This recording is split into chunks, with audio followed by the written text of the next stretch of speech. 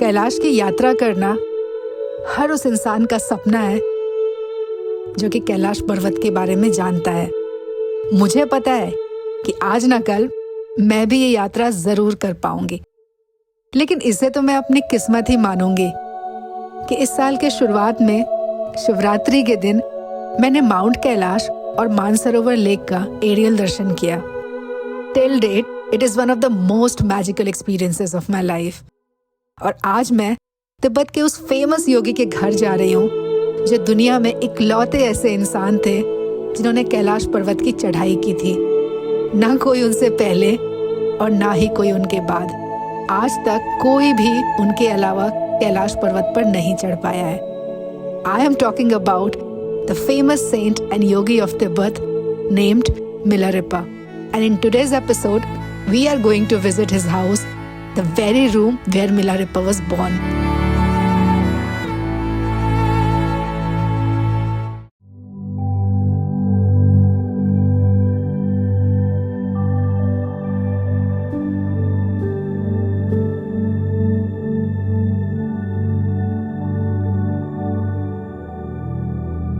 Okay, so here is a place which is rare of the rarest, okay? Up there you see a monastery, and this monastery is called Milarepa Monastery. So who was Milarepa? He was a famous yogi and very famous saint of Tibet, and he was the only person who had been able to climb Mount Kailash. आज तक कोई भी Mount Kailash climb नहीं कर पाया है, लेकिन उन्होंने किया था. So you have to hike for almost an hour or 2 hours. It's up and then you reach there up. There's the monastery.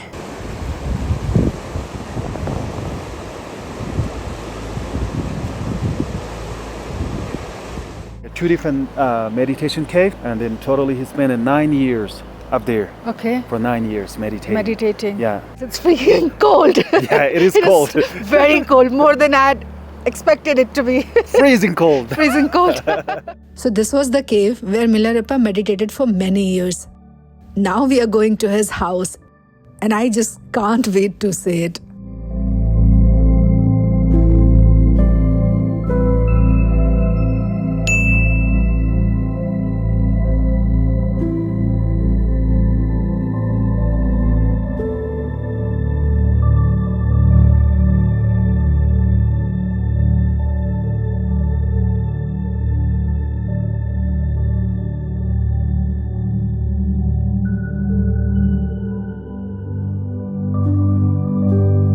तो ये उनका बर्थ प्लेस है. अपने आप में काफ़ी ज़्यादा इम्पॉर्टेंट जगह है ये. And I am so lucky that today I am here. So now we are going to walk down and enter this place, the holy place.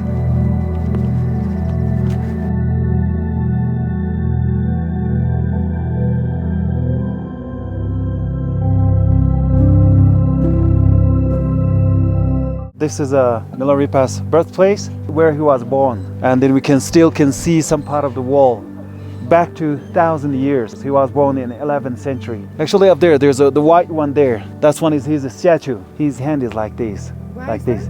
That one is a singing mudra, singing gesture. He was born here when he was young. His parents are quite kind of like a noble family, quite rich family, but they lost everything after his father died. His aunt and uncle, they came to his mom and his sister. They came and then they said, you're not able to looking after all the prosperities. We're going to keep it when your son and your daughter grew up, and we give it back to you. And they took everything. Milarepa's mother became kind of like a servant. They're having problems with the food and clothes and all these kind of things. His mom always talking about these problems, talking to him. And then when he grew up, and then he ran away from the hometown, and then near Lhasa, about like 100 kilometers from Lhasa, he met some kind of black magicians, learned some kind of a really, really powerful black magical thing. And then according to his black magical things, been killed a lot of people. It says 35 people been killed. His uncle and the aunt family was having kind of wedding celebration. There are a lot of people gathered there. And that time, according to his black magical things, and about 35 people died. right after he did this kind of things, been killed a lot of people, he was thinking about what he got. He didn't get anything, and he was really regretting his action.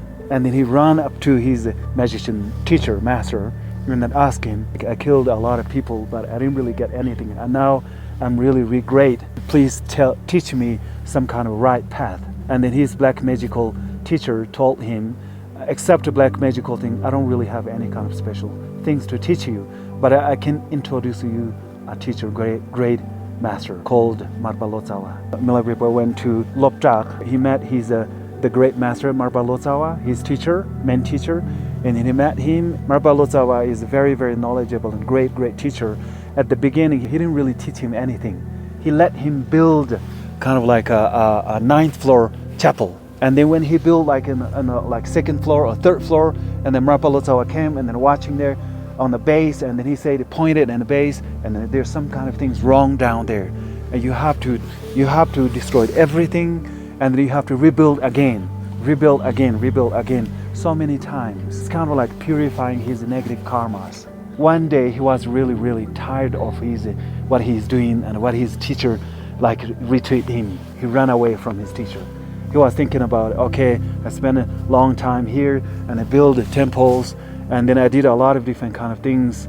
I'm just doing walking. I didn't receive any kind of teaching from him. And then he ran away. And then on the way, it snows a lot. And then he got kind of like thirsty and hungry. And then he collecting some kind of wood and yakdongs under the snow. And it's very difficult. And then he make a fire and then make some tea. And then after his tea is ready, he was sitting and then he's looking around. Just one time tea. He has to put a great effort for just one tea.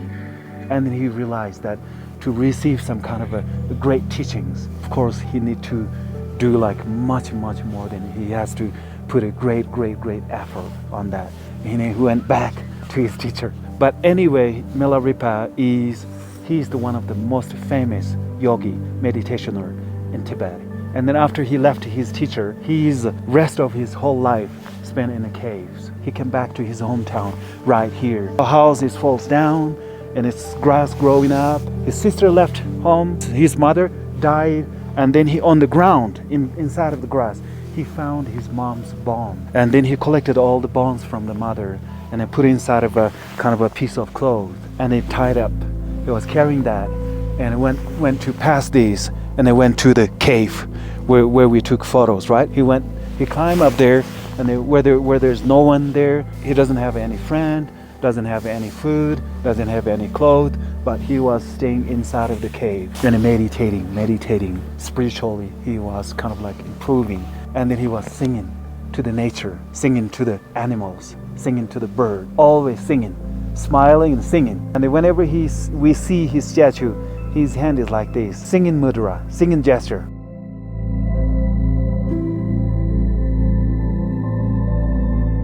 It is said that after receiving teachings from his master Marpa and meditating for years and years, Milarepa embarked on a journey to Mount Kailash.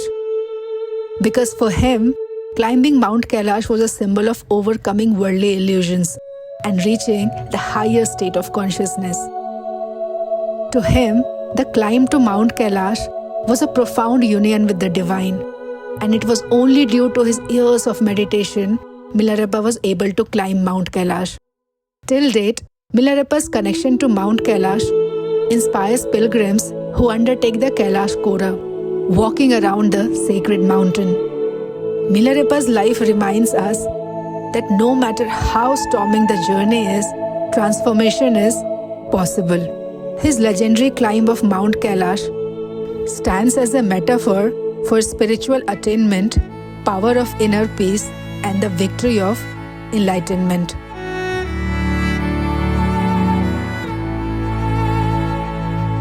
I have said this thing many times that I don't even think about certain places and I end up being there.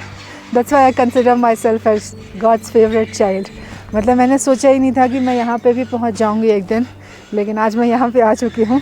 And I promise, I can hope someday I will even be able to go and touch Mount Kailash. The aura of this place is so calming, peaceful. First of all, it's Trans-Himalayas, and then place of such a famous and such a renowned yogi saint of Tibet.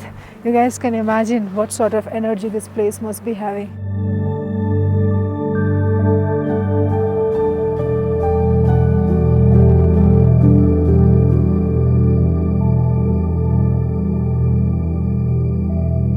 I came inside the room where Milarepa was born, and there's a statue of him here. दीपक जल रहा है. And you know, ये इस जगह की vibe ऐसी है ना, you will actually feel ये centuries and centuries old जगह है. I have to count my blessings. पता नहीं कैसे यहाँ तक पहुँच गई मैं. Really thankful to God for everything I'm getting to experience in this life. Genuinely so thankful.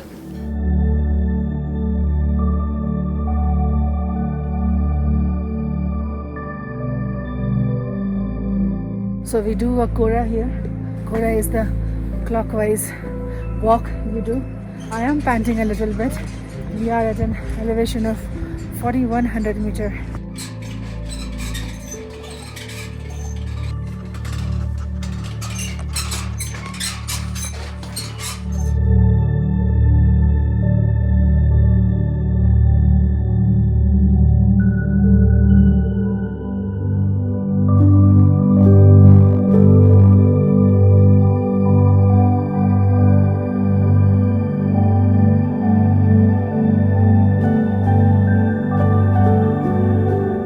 So locals even go up. There's Yeah? a ruin up there, right? Okay. That's one is the Milarepa's father's home, actually. it Okay, was. that one. Yeah, that one. Up there. That one. Yeah, that Okay. one. And then you climb up there somewhere. Up there, there's a meditation cave. Okay. मिलिए हमारे विकास जी से, the owner of Trip to Temples. इतनी बार कैलाश आ चुके हो, कैसा लग रहा है इस वाले रूट पे? बहुत अच्छा लग रहा है. और मेन बेस्ट पार्ट है कि जो मिलारेपा का ये देख रहे हैं बर्थ प्लेस ना. हाँ. ठीक है. यूट्यूब में भी देखता था, वो मतलब most searched video on Kailash. और ये मतलब लगा कि जहाँ से एक बंदा जो चढ़ा है एटलीस्ट उसके घर पे आए हैं. बहुत अच्छा लग रहा है. आपकी वजह से पता चला. आइए ट्रिप टू टेम्पल्स के साथ तिब्बत, बहुत सारी चीज़ें मिलेंगी जानने के लिए. I love you. I love you people. Say I love Love you. you. I love you. I love you too. I love you. I love you. Bye bye. Bye. Take care. Bye bye. Tashidile. Tashidile. Bye. Such cute people.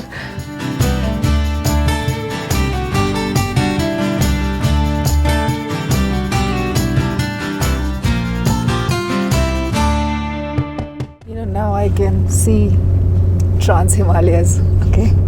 The transition from those Himalayas to Trans-Himalaya, the barren mountains, Nange Pahad. This makes me happy.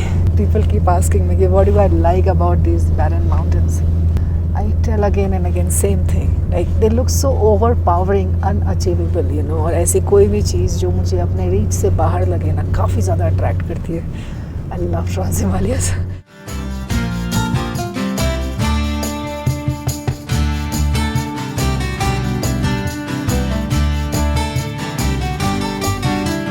Toilet जाने के लिए रुकी मैं. तो इसी यहाँ पे ऐसे टॉयलेट्स भी बने हुए हैं, बट अंदर same situation, it's dry toilet, because यहाँ पे पानी हो नहीं सकता क्योंकि हाई एल्टीट्यूड पे वेदर की वजह से एवरीथिंग इज़ फ्रोजन. और अब वेदर बहुत अच्छा हो गया है, इन द सेंस जब अभी से 1 घंटे पहले जितनी ठंड थी ना, अब ठीक है. मतलब it's not that cold.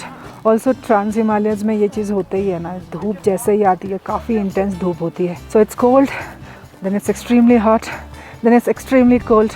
I also had to cover my this entire thing क्योंकि एक बार मेरे साथ ऐसा हो चुका है. When I wear normal sunglasses ना, ये साइड वाला पार्ट खुला होता है, and then I get my eyes completely swollen. So this time I managed to buy something which would cover my eyes entirely.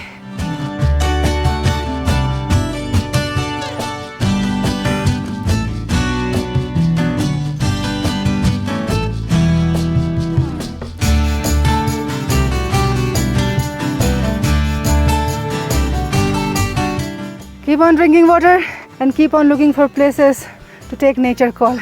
It's like a constant loop. And I keep saying this, At a higher elevation, water is the only medicine that works. Nature call को हम देख लेंगे. Stop nature toil, so it's fine. Yeah. Yeah. I'm used to. Under open sky, in the barren land. Sitting in the sun, enjoying the sun. We are a part of nature, so it's like giving back to the nature. Okay, so the next 2 hours of drive and then we stop. Let's go. The weather is warmer now. I'm feeling much better. Yeah. Let's go.